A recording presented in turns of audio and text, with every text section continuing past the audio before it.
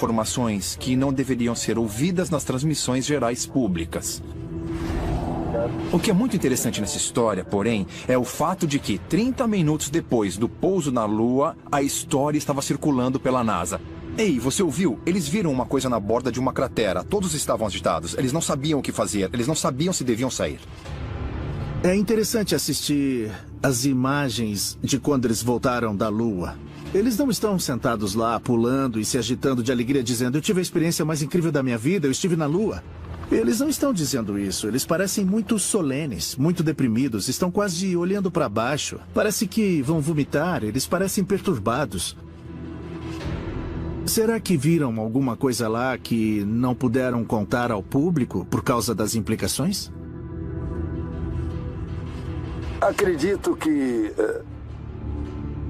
aquilo que esse país decidiu fazer era algo que ia ser feito mais cedo ou mais tarde. Descobrimos pela primeira vez que o homem tem a flexibilidade ou a opção de caminhar aqui neste planeta ou em algum outro. Isso é o início de uma nova era. Depois da Apollo 11, a NASA enviou mais 6 missões tripuladas até a Lua, terminando com a Apollo 17 em 1972. A Lua seduz a imaginação dos homens desde o início da civilização. Ela tem 1/4 do tamanho da Terra e é, de longe, o corpo celestial dominante nos céus noturnos. Ela leva cerca de 30 dias para dar a volta à Terra. A Lua brilha, mas não por causa de alguma propriedade da própria Lua. Ela reflete os raios do Sol e isso a faz brilhar. O motivo de a Lua ter fases é que a Terra bloqueia a luz do Sol conforme a Lua se move ao redor da Terra. Então, gradualmente, ela recebe cada vez um pouco mais dos raios do Sol. A Lua tem muita importância. Ela causa as marés que ajudaram na transição da vida do oceano para a terra firme. Ela também estabiliza a inclinação da Terra em relação à sua órbita. Sem a Lua, as influências gravitacionais poderiam fazer os polos dos planetas oscilarem de um lado para o outro, como um marinheiro bêbado. A Terra teria sido um lugar muito mais caótico para que a vida, em especial para que a vida avançada se desenvolvesse se não fosse pela Lua. Embora a Lua seja muito importante para o surgimento da vida na Terra, esse corpo celestial é inabitável. Não há oxigênio respirável. E as temperaturas na superfície chegam a extremos que vão desde 120 graus quando voltada para o Sol, até 158 graus negativos na sombra. É um ambiente muito sério porque não tem oxigênio. Então os astronautas que estavam na Lua tinham de estar completamente selados. A gravidade da superfície, que é o que realmente conta se você for até lá, é de 1/6 da gravidade da Terra. E é por isso que quando se vê aquelas imagens granuladas dos primeiros astronautas, eles parecem estar pulando e a Lua não tem nenhuma atmosfera. Os astronautas, quando chegaram à Lua, de repente puderam olhar para o mundo em que cresceram, a Terra, de um lugar diferente. Eles puderam ver toda a humanidade em sua pequeneza no universo. E isso teve mesmo um efeito muito profundo nos astronautas. É possível que os astronautas norte-americanos não estivessem sozinhos na Lua? Foi por isso que nunca voltamos depois da Apollo 17? Os seres humanos são fascinados pela Lua desde o surgimento do homem. E embora muitas teorias tenham sido propostas, os cientistas não podem dizer com certeza absoluta como esse objeto celestial se formou.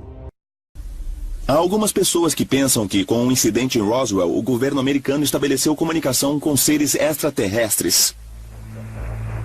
Há alguns que pensam que só estabelecemos tal contato após as missões Apollo. E há outras pessoas que pensam que não temos nenhum contato direto com espécies extraterrestres.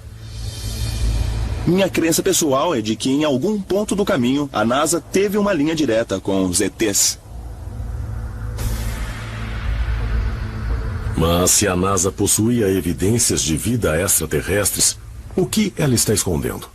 Parece que tem um objeto bem na sua frente, Mark. Pode dar uma olhada lá?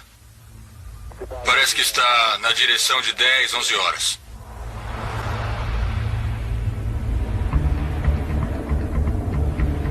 A NASA pode ter encontrado evidências da existência de vida extraterrestre na Lua? E pode haver mais provas da presença alienígena, como a testemunhada por astronautas no ônibus espacial e na Estação Espacial Internacional? –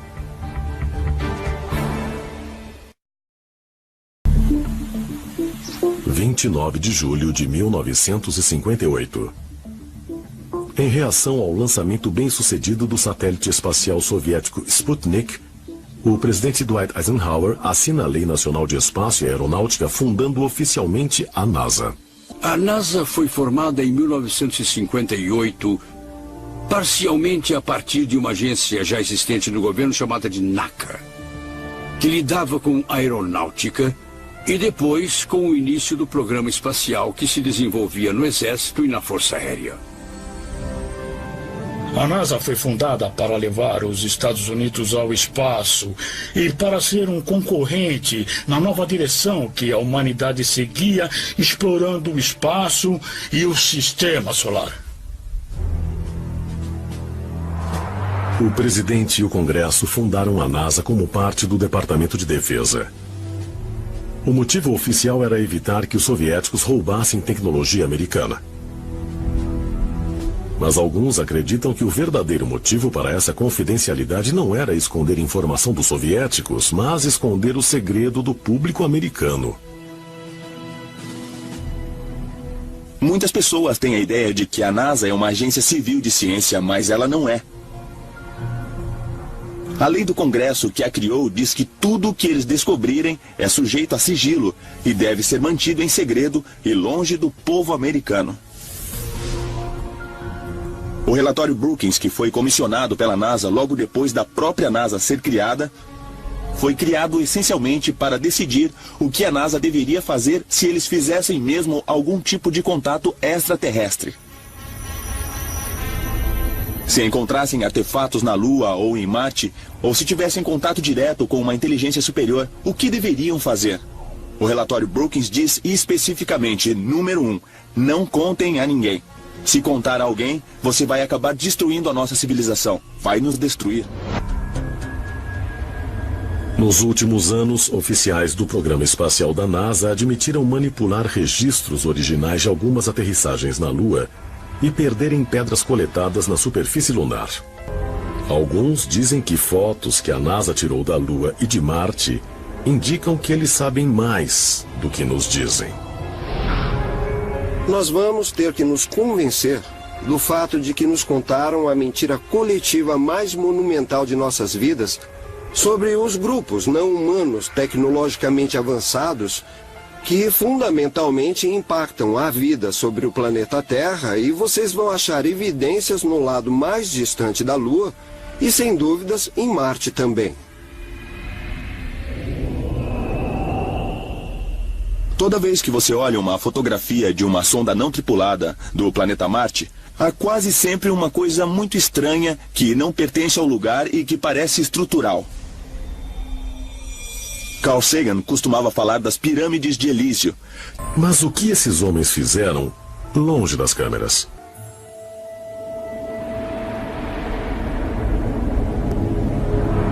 De acordo com registros da NASA, a área da Lua chamada de Mar da Tranquilidade foi escolhida para a primeira aterrissagem por ter uma superfície plana. Mar de Tranquilidade.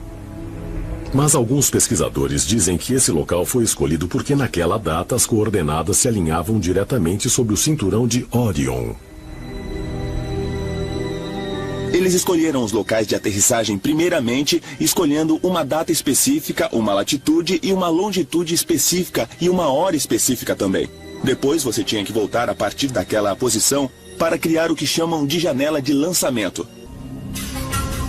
Para os antigos egípcios, aquela constelação era uma corporificação do grande deus Osíris. Sirius era a representação de sua esposa, de sua irmã e de sua consorte Ísis. Juntos, aqueles dois essencialmente comandavam os céus. E a vida do povo egípcio era ditada pela rotação, pelo movimento e pela localização daqueles dois objetos celestiais nos céus. A Apolo 11 aterrissou num dia específico e numa hora específica, quando as 3 estrelas do cinturão de Órion estavam no horizonte. Naquela hora, 33 minutos depois de aterrissar, Buzz Aldrin, o segundo homem a pisar na Lua, um maçom de rito escocês de 33º grau, executou uma cerimônia a bordo do módulo lunar com Neil Armstrong. O que eles fizeram foi versar vinho em cálices, partir um pão e fazer essencialmente o que chamamos de cerimônia de comunhão.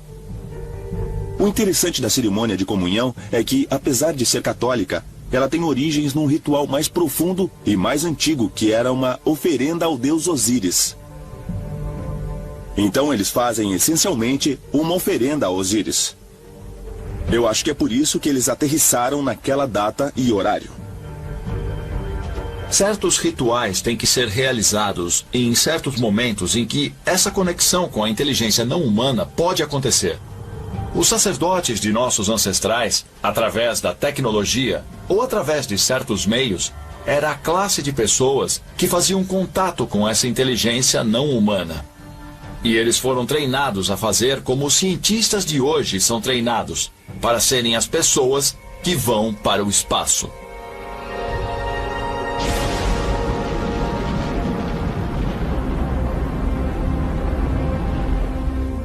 Foram deixados na Lua instrumentos científicos, uma bandeira americana e uma pequena placa comemorativa da missão Apolo 11. Mas outros itens também foram deixados, como uma sacola contendo uma réplica em ouro de um ramo de oliveira e um disco de silicone com mensagens gravadas de paz e boa vontade de 73 líderes mundiais. Por que essas mensagens simbólicas foram mandadas para o espaço? Quem a NASA esperava encontrar na Lua? Quando falamos das missões Apolo na Lua, há uma teoria que sugere que cidades inteiras podem existir no lado negro da Lua. Cidades que a NASA sabia que existiam.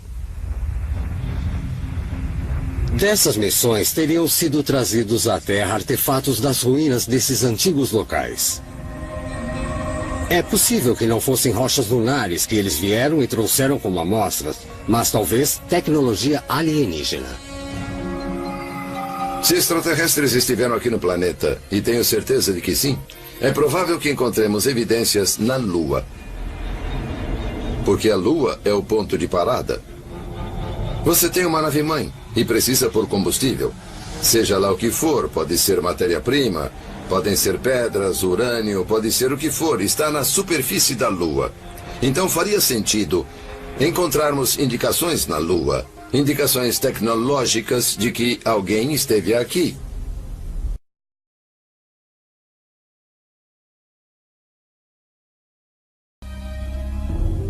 Vemos essa prática de passar conhecimento através de uma sociedade secreta desde a época dos tempos dos Illuminati,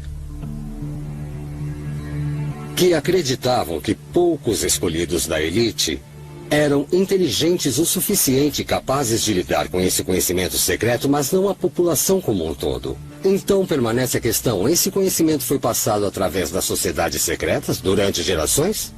E isso pode relacionar as sociedades secretas que conhecemos nos tempos modernos àquelas dos tempos dos faraós? Como os antigos egípcios, os pais fundadores da NASA partilhavam da crença de que os humanos descendem de seres extraterrestres. O que os membros dessas sociedades secretas sabiam sobre viagem espacial?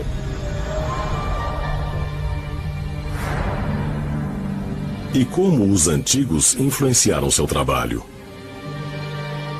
Aqueles que suspeitam que os oficiais da NASA operavam uma missão secreta apontam para o uso repetido do número 33. Um número simbólico, extremamente importante em sociedades secretas. Se você observar a primeira pista de aterrissagem em Cabo Canaveral, onde aterrissavam aeronaves e um dia chegaria ao ônibus espacial, essa pista era de número 33. Se você observar a plataforma de lançamento em White Sands, no Novo México, a única plataforma de lá é a de número 33. Então, esse número parece estar envolvido diretamente com a NASA várias e várias vezes, e o fato de ser conectado à maçonaria faz você pensar se não há talvez outro simbolismo mais profundo nisso tudo. Aqui é Houston. Vocês vão aterrissar. Câmbio 213 metros, 21 em 33 graus. Pesquisadores acreditam que a relação com crenças antigas egípcias também pode ser encontrada no emblema do programa espacial Apollo da NASA. Eles dizem que o A grande no campo estelar simboliza não só o deus grego Apolo, mas também Assar, o deus egípcio mais conhecido como Osíris. Isso é indicado pela reunião de 3 estrelas no centro do A, que representam as estrelas do cinturão de Órion. Você tem que suspeitar que estrelas como Órion e Sirius são muito importantes para a NASA, porque era de lá que as tradições antigas, incluindo a egípcia, diziam que os deuses do espaço tinham vindo. Elas seriam nossas origens.